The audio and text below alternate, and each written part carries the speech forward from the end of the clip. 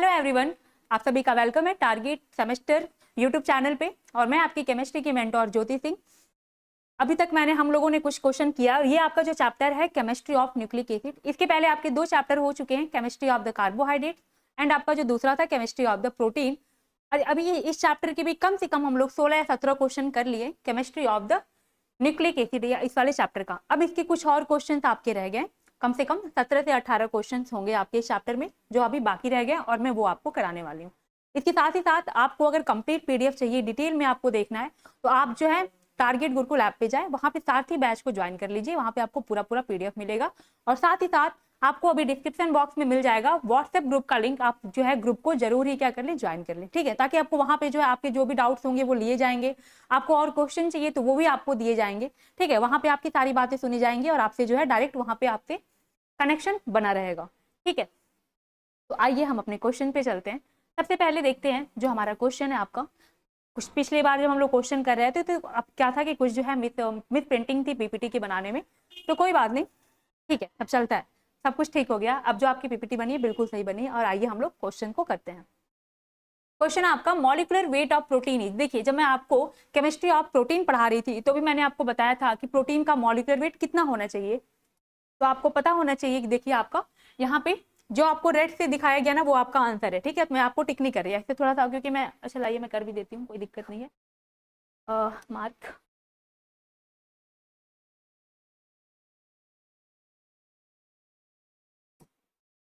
चलिए इधर आइए। कह रहा है मॉलिक्यूलर वेट ऑफ प्रोटीन, तो याद रखेंगे कि जो प्रोटीन का मॉलिक्यूलर वेट होता है वो 10,000 से ज्यादा होता है। प्रोटीन का आणविक भार कितना होता है, तो 10,000 से ज्यादा होता है। देन नेक्स्ट है आपका which of the following is not a classification of the protein. क्या कौन सा जो है आपका प्रोटीन का क्लासिफिकेशन नहीं है, तो उसका आप आंसर यहाँ पे लिखा हुआ रेड से, आप उसको देख लीजिएगा। देन आपका the protein which regulate blood sugar level in the human bodies. कह रहा है कि ऐसा कौन सा प्रोटीन है जो ब्लड शुगर लेवल में ह्यूमन बॉडी में ब्लड शुगर लेवल को कंट्रोल करता है। तो ये तो आपको बेसिक नॉलेज है बेटा, ये आपको बेसिक नहीं पता तो कोई बात नहीं, कोई बात नहीं, पता तो बहुत अच्छी बात, नहीं पता तो कोई बात नहीं। कह रहा है कि protein which regulate blood sugar level, कह रहा है कौन सा ऐसा है जो ब्लड शुगर लेवल को कंट्रोल करता है ह्यूमन की बॉडी में। कह रहा है ह्यूमन बॉडी में ब्लड शुगर लेवल को कौन सा प्रोटीन रेगुलेट करता है। मानव शरीर में रक्त शर्करा के स्तर को नियंत्रित करने वाला प्रोटीन है। आपने कभी देखा है किसी को इंसुलिन की प्रॉब्लम? इंसुलिन में क्या होता है कि टॉयलेट जब होता है तो उसके थ्रू क्या होता है, ग्लूकोज मतलब कि शुगर बाहर आने लगता है, ठीक है। ये सब बहुत सारी दिक्कतें आप मतलब ये सब दिक्कतें होती हैं। तो कह रहा है कि कौन सा है जो ब्लड शुगर लेवल को ह्यूमन बॉडी में कंट्रोल करता है, कौन सा प्रोटीन है। तो आपको यहाँ पे कह रहा है इंसुलेटेड प्रोटीन। कौन सा है आपका, देखिए आपका यहाँ पे लगा हुआ है option insulated protein, insulated protein.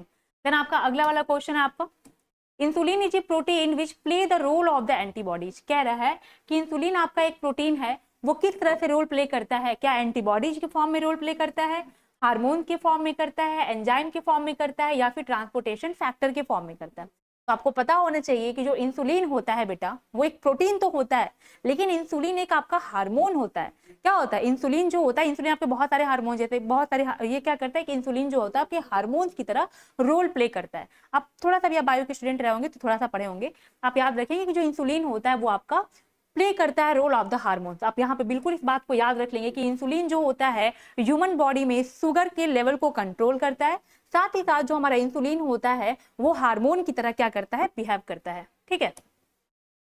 अगला आइए, protein which is a structural substances albumin, oxytocin, haemoglobin या केराटिन। कह रहा है कि स्ट्रक्चरल सब्सटेंस के फॉर्म में प्रोटीन का काम बताइए। कह रहा है कि प्रोटीन जो एक संरचनात्मक पदार्थ है वह है क्या, एल्बुमिन, ऑक्सीटोसिन, हीमोग्लोबिन। बेटा एल्बुमिन जो हमारा होता है प्रोटीन होता है, एल्बुमिन प्रोटीन होता है जो हमारी बॉडी में पाया जाता है। तो वो तो मान लो एक प्रोटीन है, और वो हमारा क्या कर रहा है, एल्बुमिन का जो काम होता है, जैसे 3 तरह के प्रोटीन होते हैं आपके, एक होता है आपका एल्बुमिन, एक होता है बेटा आपका एल्बुमिन, एंड देन आपका फाइब्रिनोजन। अगर आपने पढ़ा होगा, जरा सा भी बायो पढ़ा होगा तो आपको पता होगा ग्लोबुलिन, एल्बुमिन और फाइब्रिनोजन, ये 3 तरह के होते हैं आपके प्रोटीन जो कि आपके बॉडी में पाया जाता है, और अलग अलग उनका रोल होता है। किसी का काम होता है, जैसे फाइब्रिनोजन का काम होता है कि ब्लड को जो है क्लॉटिंग में हेल्प करता है। ऐसे आपका क्या होता है ग्लोबुलिन, फिर देन आपका एल्बुमिन होता है, इसमें से एक जो होता है आपके ऑस्मोटिक कंसंट्रेशन को बैलेंस करता है, और एक जो होता है आपको क्या कहते हैं इम्यूनिटी, इम्यून सिस्टम को हेल्प, मतलब इम्यून सिस्टम को ठीक रखने में हेल्प करता है। देन बेटा आपका ये तो मैं आपको सिर्फ ऐसे बता रही थी कि एल्बुमिन क्या है। एल्बुमिन जो होता है प्रोटीन होता है एक तरह का। देन बेटा आपका ये ऑक्सीटोसिन वो आपका हो ही नहीं सकता, क्योंकि आपकी बेटा जो आपका ऑक्सीटोसिन होता है एक हार्मोन होता है। ये जब लेबर होता है ना, जैसे कि जब ऑक्सीटोसिन हार्मोन क्या होता है, जब बेबी बर्थ होता है, जब बेबी बर्थ होता है तो उस समय क्या होता है, जो हमारा पिट्यूटरी ग्लैंड होता है हमारे माइंड में, उस टाइम पे क्या होता है, जो हमारे जो ब्रेन होता है हमारा, उसमें एक पिट्यूटरी ग्लैंड पाया जाता है। उसमें से भी कई तरह के होते हैं, मतलब उसमें से आपका एंटीरियर पिट्यूटरी ग्लैंड होता है और एक आपका पोस्टीरियर पिट्यूटरी ग्लैंड होता है। तो जिसमें से क्या होता है, जो ऑक्सीटोसिन होता है और वैसोप्रेसिन, ये दो हार्मोन होते हैं जो आपके पोस्टीरियर पिट्यूटरी हार्मोन से रिलीज होते हैं। और ये क्या करता है, जो ऑक्सीटोसिन होता है, जब बेबी का बर्थ होता है तो उस टाइम क्या करता है, कॉन्ट्रैक्शन टू कॉम, मतलब क्या हो जाए और ज्यादा कंट्रैक्शन हो ताकि बेबी का क्या हो जाए, एक्सप्लोजन हो जाए। तो ये क्या करता है, उस टाइम ये रिलीज होता है। तो यहाँ पे इसका कोई काम नहीं है। अगला आपका हीमोग्लोबिन। आपको पता है कि हीमोग्लोबिन का क्या होता है, हीमोग्लोबिन क्या करता है, हमारी आरबीसी को, जो हमारे आरबीसी होते हैं उसमें हीमोग्लोबिन पाया जाता है और एक हीमोग्लोबिन 4 ऑक्सीजन को कैरी करता है, आपको पता है। और हीमोग्लोबिन क्या होता है, हमारे ब्लड को ट्रांसपोर्ट सर्कुलेट कराने में हेल्प करता है, ठीक है। अब आप protein which is structural substance, इन सबका तो कुछ ना कुछ क्या है आपका इंटरनल वाला जो काम है उनका है। मतलब कि आपका स्ट्रक्चरल सबस्टेंस का मतलब क्या हुआ, देखो केराटिन, मैंने आपको कल भी बताया था, इसका एग्जांपल होगा केराटिन। क्यों इसका ऑप्शन केराटिन क्यों होगा, क्यों बेटा, देखो स्ट्रक्चरल मतलब देखो आपको जो दिख रहा है, हेयर होते हैं हमारे, हेयर्स में कौन सी प्रोटीन पाई जाती है, केराटिन प्रोटीन। ये आपके नेल्स है, नेल्स में कौन प्रोटीन पाई जाती है, केराटिन प्रोटीन पाई जाती है। तो आप इसको याद रखना, मतलब कि ये प्रोटीन जो कि आपका स्ट्रक्चरल सबस्टेंस के फॉर्म में होता है वो कौन सा होता है, केराटिन होता है, ठीक है। Protein is full of various function in the biological body and the protein which act as a hormone is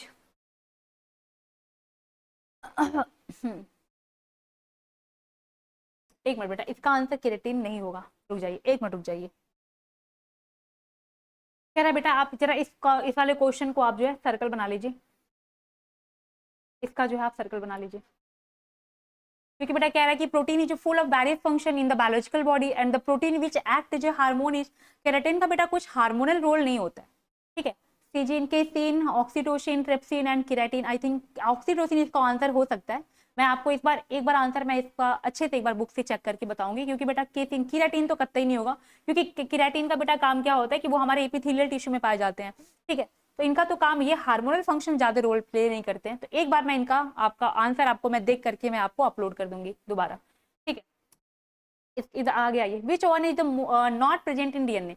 मैंने आपको कल भी बताया था कि हमारे डीएनए में क्या क्या पाए जाते हैं और क्या क्या नहीं पाए जाते हैं। मैंने आपको बताया था adenine, guanine, thymine, cytosine and uracil. Uracil आपका क्या होता है, आरएनए में पाया जाता है। बाकी आपको चारों किस में पाए जाते हैं, डीएनए में पाए जाते हैं। तो कह रहा है which one is not present in DNA.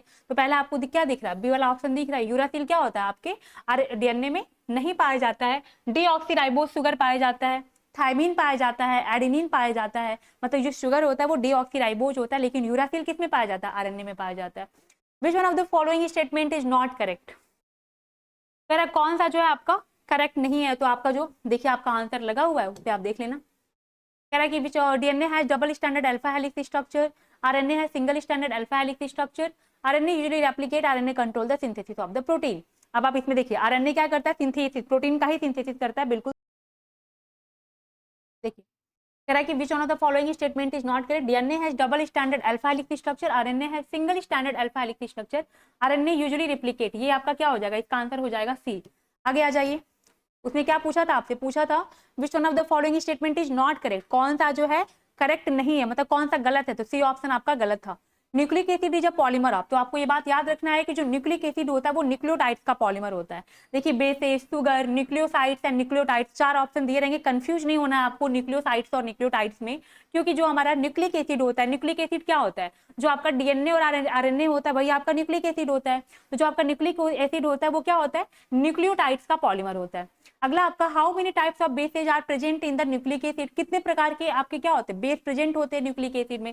मतलब ये क्या जानना चाह रहा है, ये आपसे जानना चाह रहा है कि जो कितने तरह के बेस होते हैं। जैसे डीएनए में 4 होते हैं, एडिनिन, गुआनिन, थायमिन, साइटोसिन, ऐसे आपके आरएनए में भी 4 होते हैं। कौन कौन से होते हैं, एडिनिन, गुआनिन, थायमिन की जगह पे यूरासिल होता है और साइटोसिन होता है, बस आपको यही याद रखना था, ठीक है। तो आपका आंसर क्या हो जाएगा 4। In nucleotide bases is bonded to, कह रहा है कि न्यूक्लियोटाइड्स में बेस कैसे बॉन्ड होते हैं। तो याद रखना है कि न्यूक्लियोटाइड में जो बेस होते हैं वो शुगर से बॉन्ड होते हैं, ठीक है। जैसे कि आपका क्या होता है, ये आपका न्यूक्लियोटाइड यहाँ पे लगा है और ये मान लीजिए आपका शुगर है, अरे यार ये मान लीजिए आपका शुगर है, तो यहाँ पे क्या होता है, बेसिस प्रेजेंट होते हैं, शुगर से क्या होता है, बेस लगा होता है, और दूसरी साइड क्या लगा होता है, फॉस्फेट ग्रुप लगा होता है। ठीक है, तो ये आपका क्या हो गया, बेस किससे अटैच है, आपके शुगर से अटैच है, तो answer will be sugar. Then आप आइए, nucleic acid are composed of, nucleic acid किसका बना होता है, तो आपको पता होना चाहिए कि जो न्यूक्लिक एसिड होता है बेटा देखो किसका बना होता है, जो आपका न्यूक्लिक एसिड होता है आपका कुछ इस तरह से बना होता है, ये आपका क्या होता है, शुगर होता है। देन यहाँ पे आपका क्या होता है, बेसिस प्रेजेंट होते हैं। देखो यहाँ पे आपका क्या होता है, शुगर होता है, शुगर से क्या होता है आपका यहाँ पे बेस प्रेजेंट होता है, बेस अटैच होता है, और यहाँ मतलब वन से क्या होता है, बेस अटैच होता है, और इधर क्या होता है आपका फॉस्फेट ग्रुप अटैच होता है, क्या होता है, फॉस्फेट ग्रुप अटैच होता है। हो गया, बेस प्रेजेंट होता है आपका, फॉस्फेट ग्रुप प्रेजेंट होता है, sugar plus phosphate group plus purine plus pyrimidine, तो कह रहा शुगर हो गया, फॉस्फेट ग्रुप हो गया, प्यूरिन प्लस पिरिमिडिन का मतलब क्या हो गया, ये आपका जो बेसेज है आपके प्यूरिन प्लस पिरिमिडिन कहलाते हैं। तो याद रखना आपका बीच में क्या होता है, शुगर होता है, देन आपके उसके 1 नंबर पे क्या होता है, बेस होते हैं, और इधर आपके क्या होते हैं, फॉस्फेट ग्रुप लगे होते हैं। और बेस का मतलब क्या हो गया बेटा, बेस का मतलब हो गया आपका प्यूरिन, देन आपका क्या हो गया, पिरिमिडिन। प्यूरिन का स्ट्रक्चर क्या, प्यूरिन में क्या क्या होता है, एडेनिन गुआनिन होते हैं, और पिरिडिन में थायमिन और साइटोसिन होते हैं। ठीक है, और साथ ही साथ यूरासिल भी होता है। अब आइए, तो आपका आंसर क्या हो जाएगा, बी हो जाएगा। देन आपका है, in the formation of DNA the base pairing take place between, कह रहा है in the formation of the DNA, कह रहा है डीएनए के फॉर्मेशन में बेस पेयरिंग किसके किसके बीच में होता है, तो यहाँ पे लिखा है सॉरी प्यूरिन एंड पिरिमिडिन। तो डीएनए के फॉर्मेशन में जो बेस पेयरिंग होता है बेटा वो किसके किसके बीच में होता है, तो प्यूरिन और पिरिमिडिन के बीच में होता है। अगला आपका, guanine and cytosine are link together in a polynucleotide through always link to, तो याद रखना है बेटा गुआनिन और साइटोसिन, एडेनिन और गुआनिन जो होता है, adenine guanine thymine cytosine, adenine और थायमिन एक साथ होता है डबल बॉन्ड हाइड्रोजन के साथ, एंड गुआनिन और साइटोसिन जो होता है बेटा आपका 3 हाइड्रोजन बॉन्ड के साथ अटैच्ड होता है।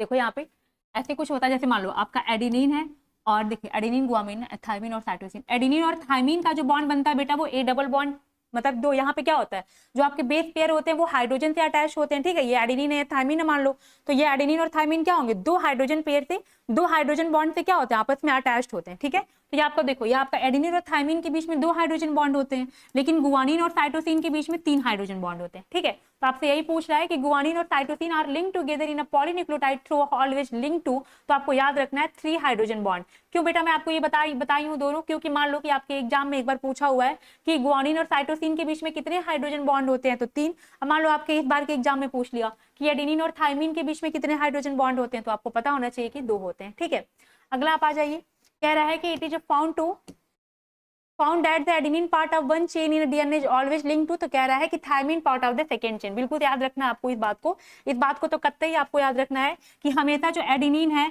वो थायमिन के साथ बॉन्ड बनाएगा, और जो गुआनिन है वो अगले वाले चेन के साइटोसिन के साथ बॉन्ड बनाएगा। मतलब एडेनिन, ये मत करना आप, ये मत करना कि एडेनिन है, एडेनिन का गुआनिन के साथ बना रहे हो और थायमिन का साइटोसिन के साथ बना रहे हो, ये बिल्कुल ही गलत है, ऐसे नहीं करना आपको। आपको हमेशा किसके किसके साथ बनाना है, एडेनिन का थायमिन के साथ बनाना है, और गुआनिन को साइटोसिन के साथ बनाना है। समझ में आ गया, समझ में आया आपका, ये सही होगा बेटा, ध्यान रखना, एडेनिन का थायमिन के साथ और गुआनिन का साइटोसिन के साथ बॉन्ड बनाना है, उल्टा पुल्टा नहीं करना। ठीक है, ये मत कर देना कि एडेनिन का गुआनिन के साथ बना रहे हो और थायमिन का साइटोसिन के साथ, नहीं। ऑलवेज एटी, क्या याद रखना, eighty eighty eighty eighty, adenine का थायमिन के साथ, जी सी गुआनिन का साइटोसिन के साथ, ए और टी के बीच में डबल हाइड्रोजन बॉन्ड, गुआनिन और साइटोसिन के बीच में ट्रिपल हाइड्रोजन बॉन्ड। ठीक है, तो आपका आंसर क्या हो जाएगा, ए वाला हो जाएगा। ठीक है, अगला आ जाओ, polynucleotide backbone is made up of, कह रहा है पॉलीन्यूक्लियोटाइड का जो बैकबोन होता है वो किसका बना होता है बेटा, तो शुगर और फॉस्फेट का बना होता है।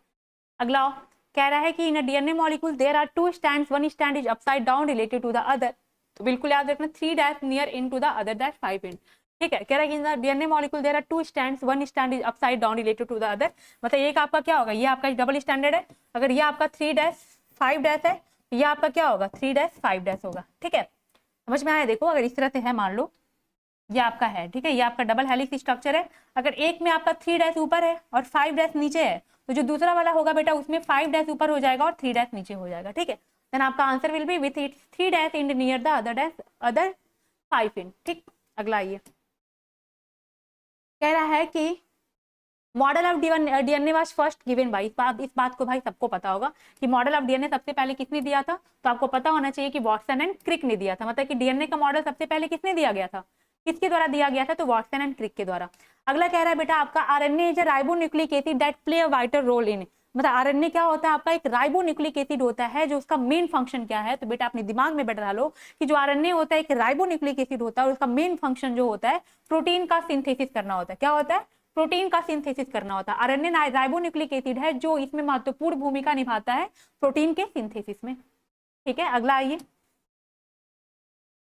बस आपके इतने ही क्वेश्चन थे, हो गया बेटा आपका।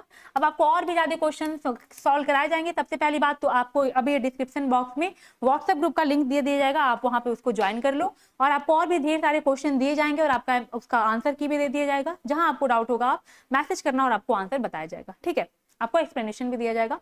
आप इसको 1.5 की स्पीड पे करके देखो या फटाफट इसको देखो और क्या करो, अपने चैप्टर्स को एक एक बार में एक एक चैप्टर को रिवाइज कर लो। ठीक है, आई थिंक ये आपके लिए हेल्पफुल होगा। ऐसे ही आप और भी बहुत सारे क्वेश्चन के लिए हमारे साथ बने रहिए और टारगेट गुरुकुल ऐप को डाउनलोड करके सारथी बैच को ज्वाइन कर लो। ज्यादा पैसे नहीं है, 149 का है, आपको यहाँ से ज्यादा एक्सपेंडेड फॉर्म में आपको वहाँ पे पीडीएफ वगैरह आपको मिल जाएंगे। ठीक है, थैंक यू।